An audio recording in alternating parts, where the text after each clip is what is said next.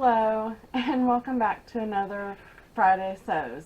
This is April, and I have only been, I don't know, I've been in kind of a funk this last week. I guess, I don't know if it's weather or just stress.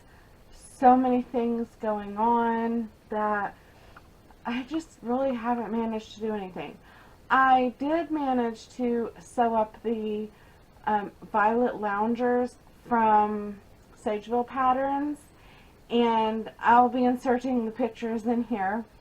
I did go ahead, it said that it's drafted for people 5.5, people 5.5 inches tall, people 5'5" tall, and to add 0.5 inch for every inch that you're above the 5, the half inch, which I am about 5'8", so I added an extra 1.5 inches per the instructions, and I totally didn't need it.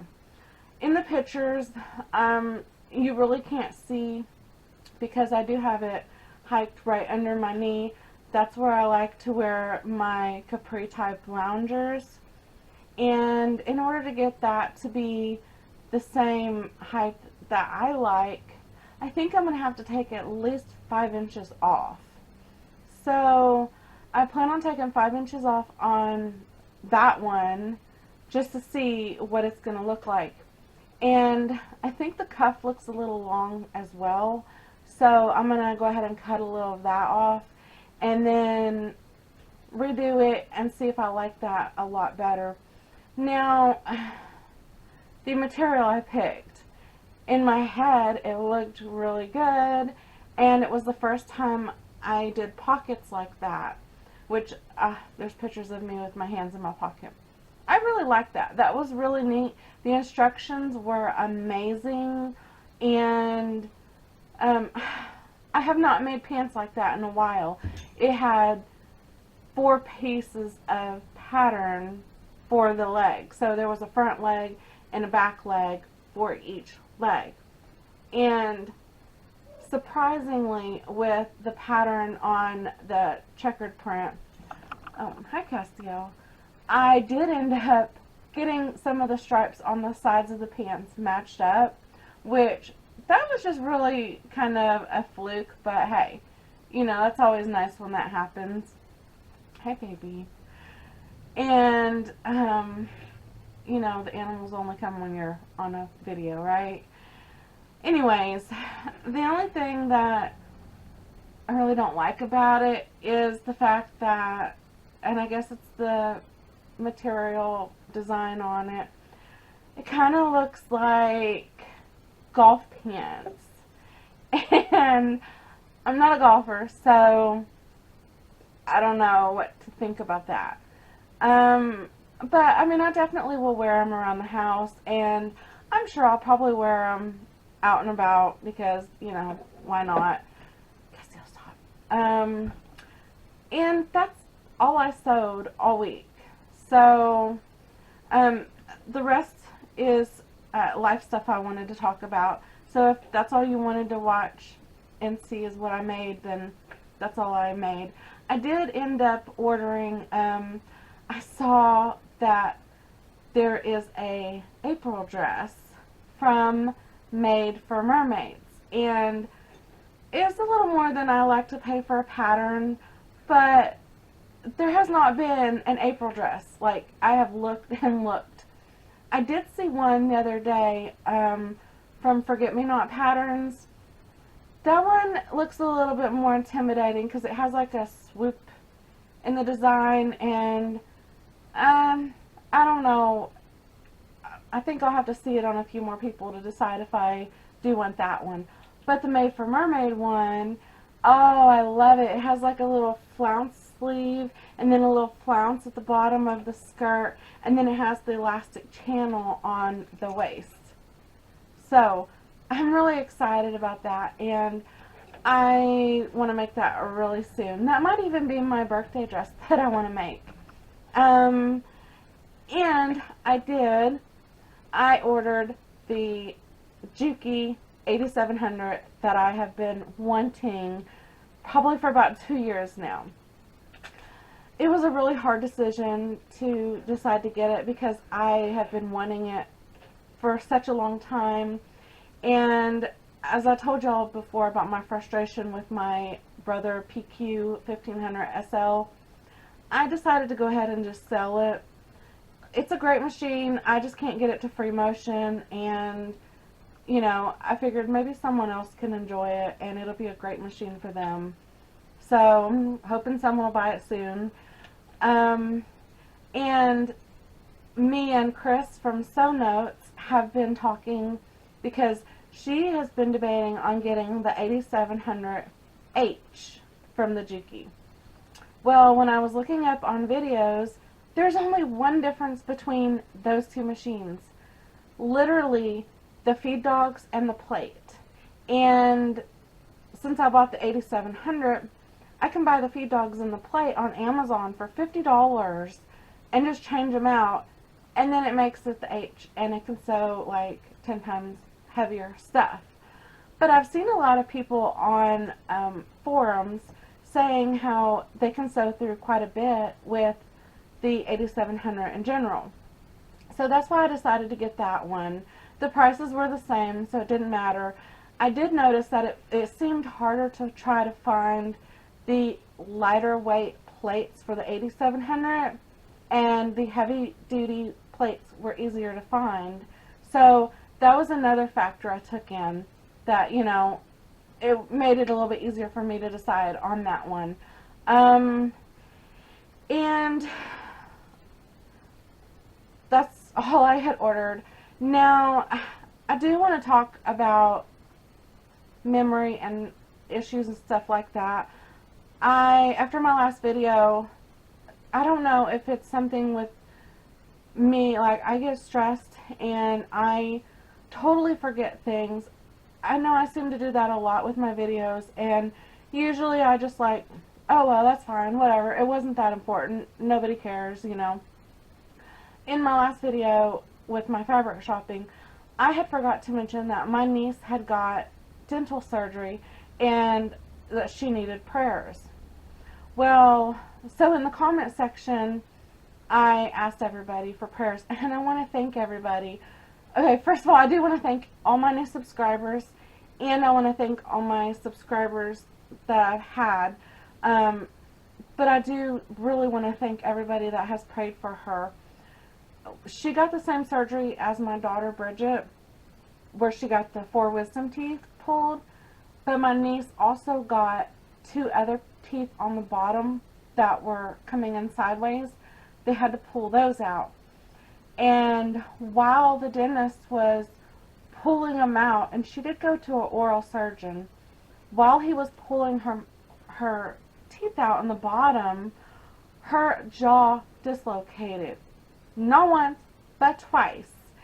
And so she's really scared to open her mouth, and she's been in so much pain, and the doctors are trying to say that they can only give a certain amount of pain pills, and you know that it's not a big deal. Yeah, it is a big deal. I have had my jaw lock up when I was pregnant with my oldest daughter. We were at a Thanksgiving feast out of town with family, and it locked up, and that scared me. I could not even imagine how much more terrified having your jaw dislocate. I've had my hips and my knees and stuff dislocate in my body, and I mean, your jaw, that's serious, you know. So if you could please say a prayer for her. She really needs it. Her name is Amy, and she is the sweetest young girl. Also, we found out today that my husband's dad is in the hospital. They said that he has a 6-centimeter aneurysm in his stomach, possibly one in his chest. They are about to do a CAT scan, but he has to pass the stress test for his heart because he's had heart issues before. So If you could also say a prayer for him, his name is Bill, I really would appreciate that as well.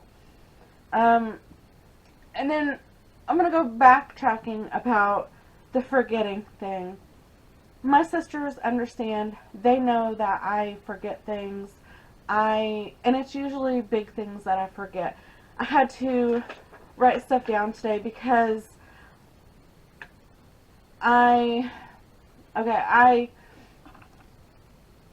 about 2016, I had a migraine that mimicked a stroke. I never heard of anything like that before. I just know I've had a really bad history of migraines. I was literally having 28 to 30 a month. And the day that I had that happen, I was at the grocery store and I saw a shampoo bottle and I looked at it and I said, "Fitness? That's funny. I guess I need my hair to get in shape." Ha ha ha. And I just kind of laughed it off and didn't realize it was finesse. And then later on, when I was at home, something else I looked at, the word was totally not right. And I knew something wasn't right.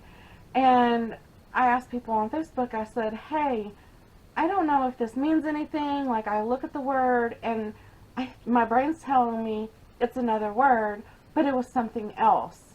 And a friend of mine, she's a nurse, her name's Jan, she told me, "You really should go to the emergency room just to get checked out, just to be sure, you know." And I thought, okay, it's not going to hurt anything. Well, and at that time, I was having a really bad headache, and by the time I got up to the emergency room, they said, "Are you having any other strange symptoms?" And I told them, I said, "Well, I'm nauseous," and I said, "This is going to sound really bizarre." I said, "I feel like half of my head is gone." And they said, "What do you mean?" I said, "From here to here, totally feels like there's nothing in my head. Like, it's gone." And so they did I believe it was a CAT scan or MRI. They did something. I don't even know. They kept me overnight, and the neurologist had said that it was a migraine that mimicked a stroke, and that if I had the same symptoms or any symptoms like that again, to go up there because it could possibly be a stroke, and that actually could have been a little stroke that wasn't going to show up because it just happened. Apparently sometimes things don't show up right away. I don't know, unless it's like something big. I don't know. But I remember that I told them not to use the contrast dye because I'm allergic to that. I did find out later on that they cannot tell if you had a stroke unless they use the contrast dye. So I don't know if that was a stroke or not. I know afterward, I don't know if you can tell, I feel like the side of my face is a little droopy sometimes, and like when I smile, but I don't really know. I do know afterward I had really bad memory issues. It was so bad, I literally would call up my sister that's another town away, and my other one that lives 6.5 miles away, or miles, 6 to 8 hours away. I would call her up too, and I would be crying as I'm driving, and I said, "Hey, I'm at this place on the highway. Can you tell me how I need to go home?" And they would guide me on how to get home. It got to the point where it really did scare me, and I would not leave without my daughter or my husband. And at the time, I was also helping out with my granddaughter because my daughter was going through a divorce. And so I was helping my granddaughter out. I told my daughter, the child's mom, I said, "I will not go anywhere. I said, I want to reassure you, I will not go anywhere with your daughter unless I have someone else with me. Because A, I do not want to lose her anywhere, and B, I want to make sure that she's safe. Because, you know, with my memory that bad, I really didn't know what to expect. Now, I do know that, you know, like I said, that had been going on for probably about a year or two. And I remember I was at church at the time, and I just prayed, and I told God, I said, please, I said, you are here on earth as Jesus, and you know how valuable memories are. I said, as, you know, I'm just a human, we're just humans here, and that's all we have is our memories. I said, please, Lord, help me get my memories back, because, you know, it's hard. And then after that, my mom ended up getting, like, dementia, and I totally understood how she was feeling when she ended up having those symptoms.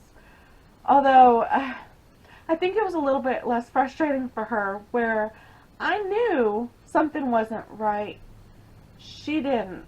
Her memories were, or her mind was at a total different phase to where she was oblivious to it. So, I guess in a way, that was probably better for her.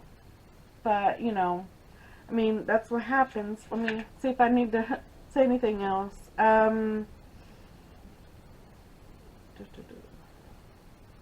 Yeah, that's pretty much it. I do want to thank Sherry from Granny's Sewing Room. I had sent her a message and asked her to pray for my niece, and she had put prayers up on her channel, and I just wanted to thank you so much for that, Sherry. And thank you, Jen, for, you know, the hashtag Fridaysews.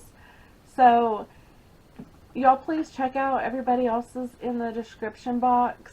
And if you like anything I said, hit the like button. Subscribe if you're interested in my sewing journey.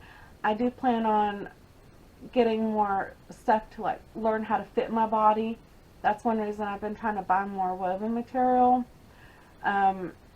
So, anyways, I hope everybody finds some time to get to sew some stuff, and just enjoy your day, enjoy your weekend, and y'all have a great day. Bye.